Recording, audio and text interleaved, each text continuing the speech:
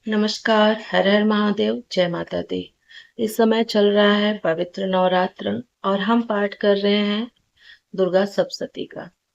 और इस समय हम पहुंचे हैं दुर्गा सप्तशती में अपने पाठ में अष्टमो अध्याय। तो चलिए अपने पाठ, और पाठ का नाम है रक्त बीज का वध। तो चलिए अपने पाठ को प्रारंभ करें। इसके पहले कर लेते हैं आदिशक्ति भगवती की स्तुति। सर्वमंगलं मांगल्ये शिवे सर्वार्थ साधके शरण्ये त्र्यंबके गौरी नारायणी नमस्तुते। करोतु शाना शुभेतुरीश्वरी शुभानि भद्राणि विहन्तु च।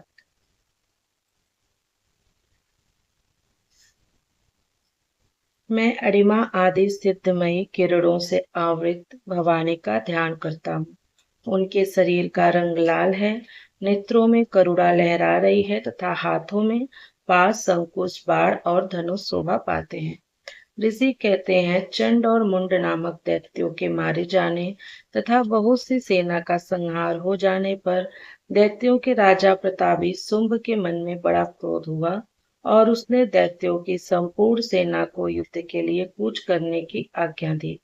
वह बोला, आज उदययुध नाम के 86 दैत्य सेनापति अपनी सेनाओं के साथ युद्ध के लिए प्रस्थान करें।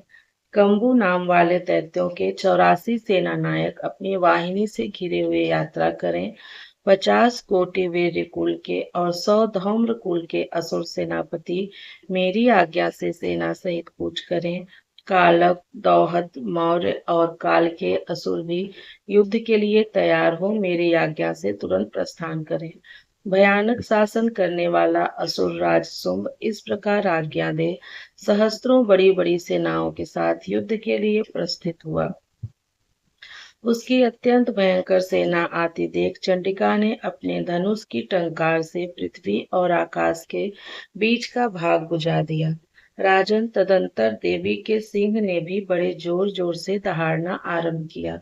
फिर अंबिका ने घंटे के शब्द से उस ध्वनि को और भी बढ़ा दिया। धनुष की टंकार, सिंह की दहाड़ और घंटे की ध्वनि से संपूर्ण दिशाएं गूंज उठी। उस भयंकर शब्द से काली ने अपने विकराल मुख को और भी बढ़ा लिया तथा इस प्रकार वे विजयनी हुई।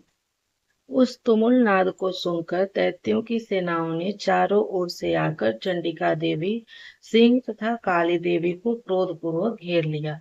राजन, इसी बीच में असुरों के विनाश तथा देवताओं के अभ्युदय के लिए ब्रह्मा, शिव, कार्तिकेय, विष्णु तथा इंद्र आदि देवों की शक्तियां, जो अत्यंत पराक्रम और बल से संपन्न थीं, उनके शरीरों से निकलकर उन्हीं के रूप में चंडिका देवी के पास गईं। जिस देवता का जैसा रूप, जैसी वेशभूषा और जैसा वाहन है, ठीक वैसे ही साधनों से संपन्न हो उसकी शक्ति असुरों से युद्ध करने के लिए आई। सबसे पहले हंस युक्त विमान पर बैठी हुई अक्षसूत्र और कमंडलू से सुशोभित ब्रह्मा जी की शक्ति उपस्थित हुई, जिसे ब्रह्माणी कहते हैं। महादेव जी की शक्ति वृषभ पर आरूढ़ हो, हाथों में श्रेष्ठ त्रिशूल धारण किए, महानाग का कंकण पहने, मस्तक में चंद्र रेखा से विभूषित हो वहां आ पहुंची। कार्तिकेय जी की शक्ति रूपा जगदम्बिका उन्हीं का रूप धारण किए श्रेष्ठ मयूर पर आरूढ़ हो हाथ में शक्ति लिए दैत्यों से युद्ध करने के लिए आई।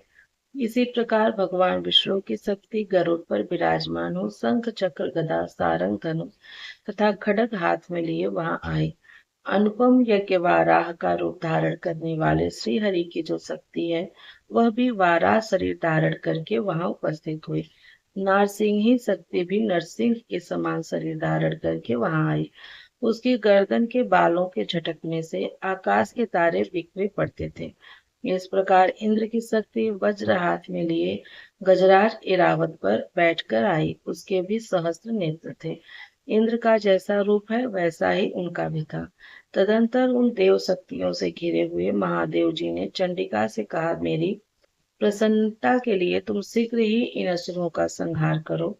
तब देवी के शरीर से अत्यंत भयानक और परम उग्र चंडिका शक्ति प्रकट हुई, जो सैकड़ों गिदड़ियों की भांति आवाज करने वाली थी।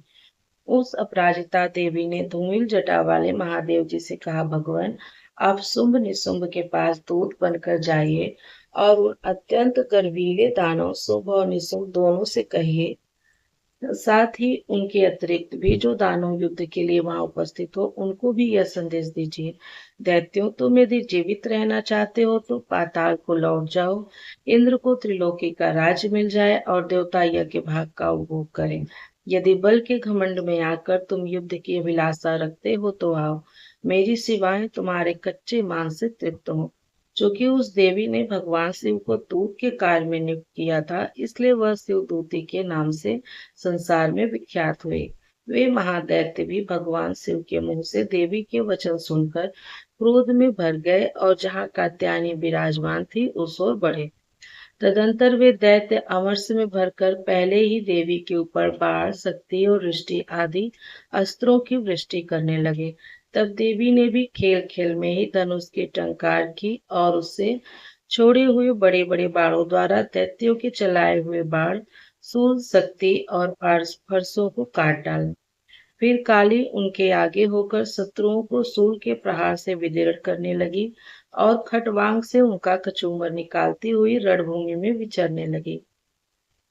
ब्रह्माणी भी जिस ओर दौड़ती उसी उसी को के ओर अपने कमंडलों का जल छिड़क कर शत्रुओं के ओज और पराक्रम को नष्ट कर देती थी। माहेश्वरी ने त्रिशूल से तथा वैष्णवी ने चक्र से और अत्यंत क्रोध में भरी हुई कुमार कार्तिकेय की शक्ति से दैत्यों का संहार आरंभ किया। इंद्र शक्ति के वज्र प्रहार से विदीर्ण हो सैकड़ों दैत्य दानव रक्त की धारा बहाते हुए पृथ्वी पर सो गए। वाराही शक्ति ने कितनों को अपने थुथुन की मार से नष्ट किया, दाढ़ों के अग्रभाग से कितनों की छाती छेद डाली तथा कितने ही दैत्य उसके चक्र की चोट से विदीर्ण होकर गिर पड़े। नारसिंह ही भी दूसरे दूसरे महादैत्यों को अपने नखों से विदीर्ण करके खाती और सिंहनाद से दिशाओं एवं आकाश को पुजाती हुई युद्ध क्षेत्र में विचरने लगी।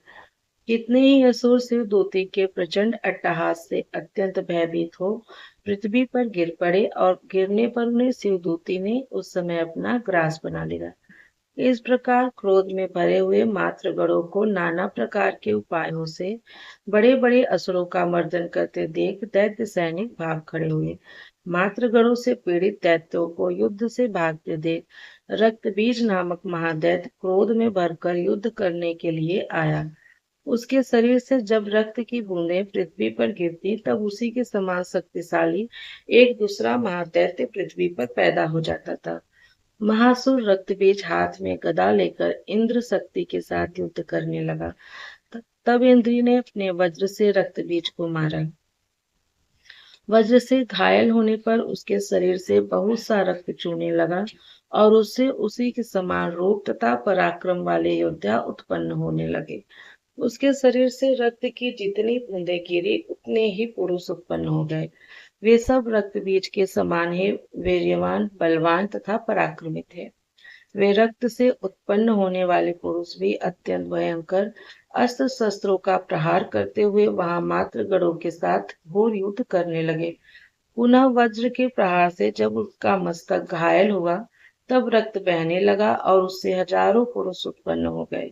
वैष्णवी ने युद्ध में रक्तबीज पर चक्र का प्रहार किया तथा इंद्री ने उस दैत्य सेनापति को गदा से चोट पहुंचाई। वैष्णवी के चक्र से घायल होने पर उसके शरीर से जो रक्त बहा और उससे जो उसी के बराबर आकार वाले सहस्त्रों महादैत्य प्रकट हुए, उनके द्वारा संपूर्ण जगत व्याप्त हो गया। कौमारी ने शक्ति से, वाराही ने खड्ग से और माहेश्वरी ने त्रिशूल से महादैत्य रक्तबीज को घायल किया।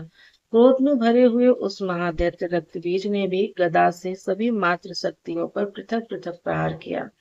शक्ति और शूल आदि से अनेक बार घायल होने पर जो उसके शरीर से रक्त की धारा पृथ्वी पर गिरी, उससे भी निश्चय ही सैकड़ों असुर उत्पन्न हुए।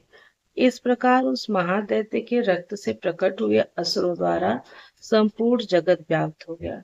इससे उन देवताओं को बड़ा भय हुआ। देवताओं को उदास देख चंडिका ने काली से शीघ्रता पूर्वक कहा, चामुंडे, तुम अपना मुख और भी फैलाओ तथा मेरे शस्त्र पास से गिरने वाले रक्त बिंदुओं और उनसे उत्पन्न होने वाले महादैत्यों को तुम अपने इस उतावले मुख से खा जाओ।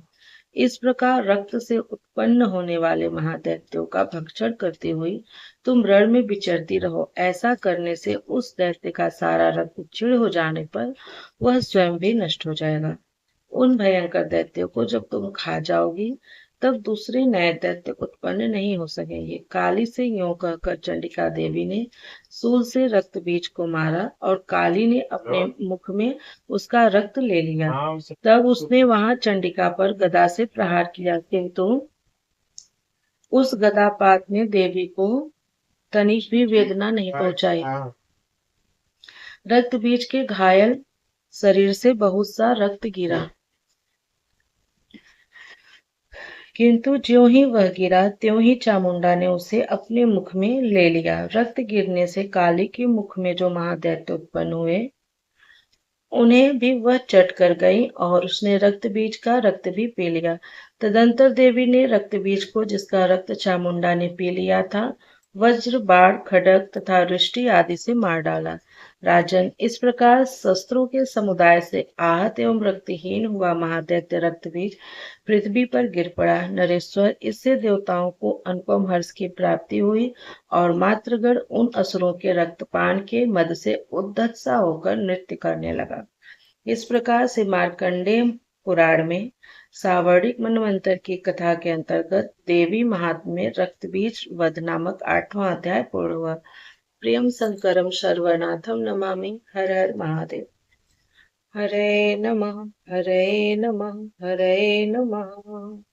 ओम नमः पार्वती पतये, हर हर महादेव। मिलती हूँ अब आप लोगों से दुर्गा सप्तशती के अगले अध्याय में, जो कि है 9वां अध्याय और उसका नाम है निशुंभ का वध।